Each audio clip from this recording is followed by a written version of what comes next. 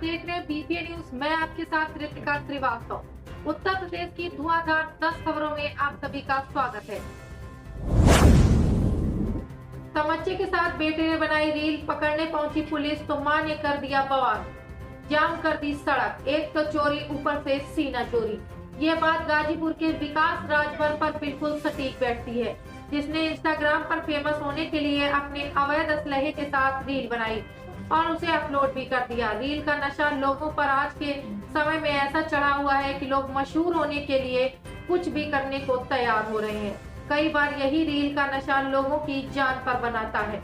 अब एक मामला उत्तर प्रदेश के गाजीपुर से सामने आया है, जहां पर एक लड़के ने तमंचे पर डिस्को किया। उसने अवैध असलहे के साथ रील बनाकर इंस्टाग्राम पर पोस्ट कर दी, जिसकी जानकारी मिलने पर क्राइम ब्रांच की टीम ने रील बनाने वाले आरोपी बदमाश को घर से दबोच लिया। लेकिन उसे पकड़ने का विरोध करते हुए उसकी मां समेत सैकड़ों लोगों ने सड़क जाम करके धरना प्रदर्शन शुरू कर दिया। गूगल मैप ने दिखाया मौत का रास्ता, जहां कार गिरी वहां पर पानी खून से हुआ लाल। मरने वालों में 2 भाई हैं शामिल।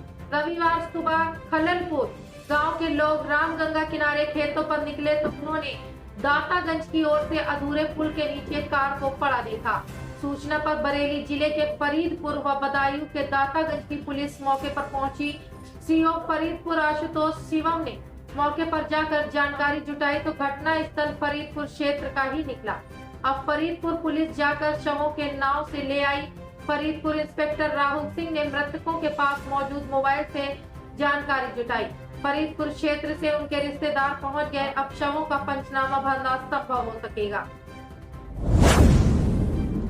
ट्रैक्टर ट्रॉली के पीछे से घुसी बोलेरो, जीजा साले सहित 3 की मौत। शादी में शामिल होने जा रहे थे ये लोग। यूपी के रायबरेली में शनिवार की रात तेज रफ्तार बोलेरो ट्रैक्टर ट्रॉली के पीछे जा घुसी।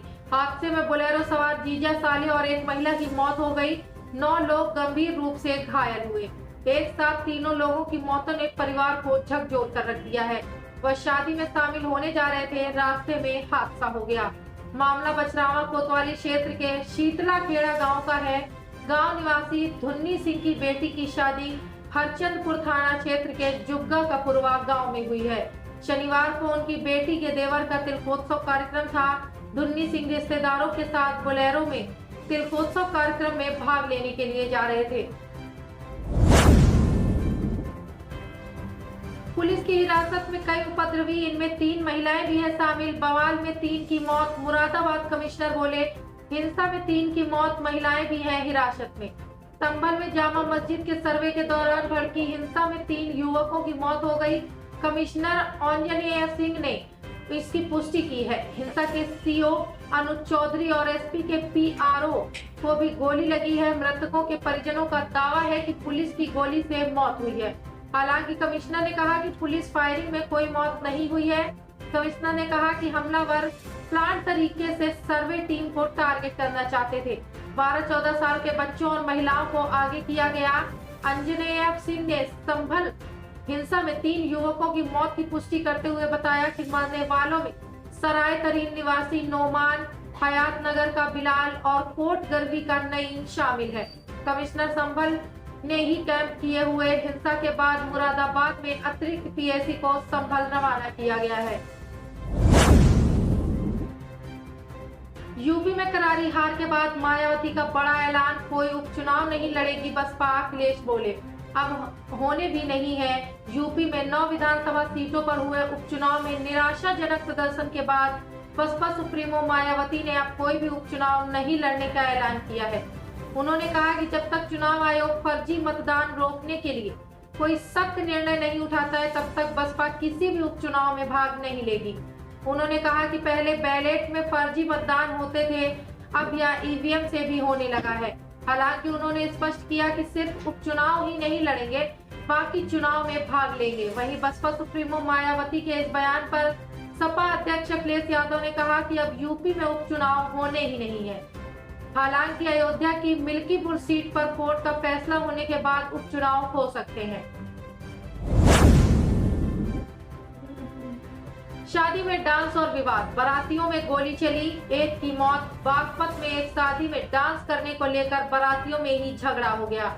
दोनों पक्ष देर रात गांव में लौटे तो कहासुनी के बाद आमने सामने आ गए। पथराव और फायरिंग में एक व्यक्ति की मौत हो गई, जबकि 6 महिलाओं समेत 12 लोग घायल हो गए, जिनमें दिल्ली पुलिस का हेड कांस्टेबल भी शामिल है। 2 घायलों को चिंताजनक हालत में अस्पताल में भर्ती कराया गया। एएसपी ने घटनास्थल का निरीक्षण कर पुलिस को सख्त कार्रवाई के निर्देश दिए हैं। लुहारा निवासी राम ऋषि ने बेटे निरंकार की बारात शनिवार की देर शाम शामली के ग्रीन सिटी मैरिज होम में गई थी।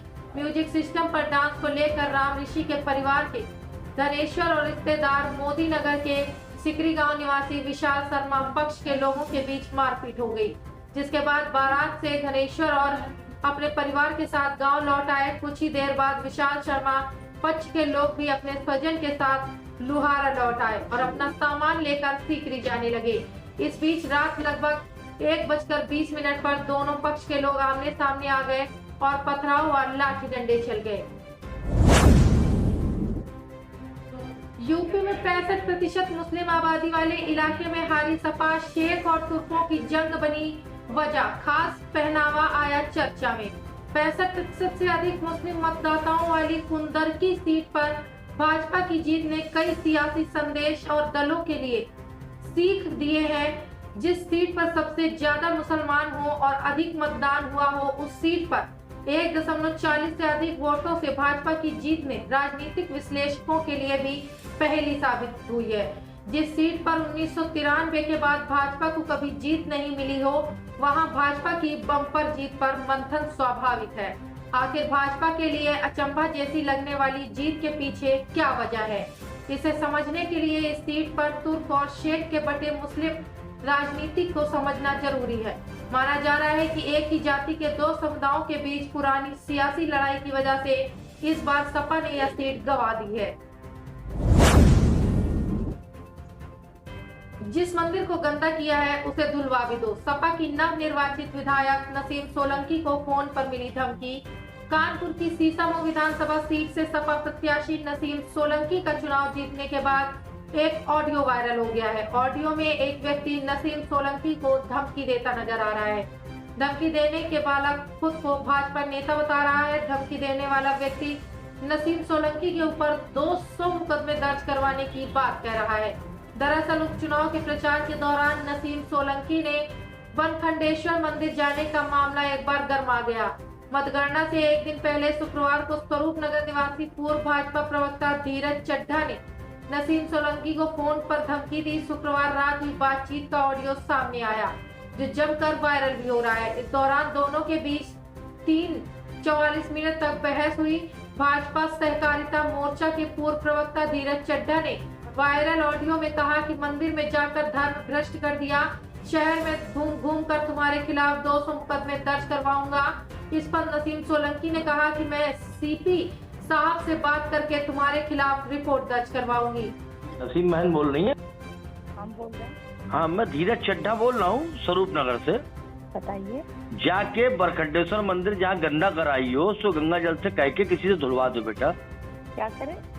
जो बरखंडेश्वर मंदिर में पूजा करके चली आई हो तुम, उस मंदिर को धुलवा दो। गंगा जल चढ़ा दिया तुमने वहाँ अपने अपवित्र हाथों से, उसको धुलवा दो। नहीं, कम से कम 200 मुकदमे लगाऊंगा पूरे शहर में घूम घूम के तुम्हारे ऊपर। अच्छा। नहीं, अच्छा क्या मतलब है? गंदी बात है। हम तुम्हारी दरगाह में चादर चढ़ाने जाते? अच्छा। अच्छा, कहाँ से बोल रहे हो? राम रतन हत्याकांड में समेत दर्जनों चोरियों का खुलासा करने में नाकाम थरियाव पुलिस। चोरियों का खुलासा नहीं होने से चोरों के हौसले हुए बुलंद। 12 महीने बीतने के बाद भी हत्यारे पुलिस की पकड़ से लाखों दूर है। फतेहपुर के थरियाव थाना क्षेत्र के अंतर्गत सेमरा गांव में 16 नवंबर की रात ट्यूबवेल पर सो रहे किसान राम रतन की कुछ अज्ञात हमलावरों ने धारदार हथियार से गला रेतकर हत्या कर दिया था और घटना को अंजाम देकर अज्ञात आरोपी मौके से फरार हो गए थे। इस घटना को लगभग 12 महीने से अधिक का समय बीत गया है, लेकिन थरियाव पुलिस की खुलासे करने में नाकाम साबित हुई है। सिर्फ खाक छानती नजर आ रही है थरियाव पुलिस।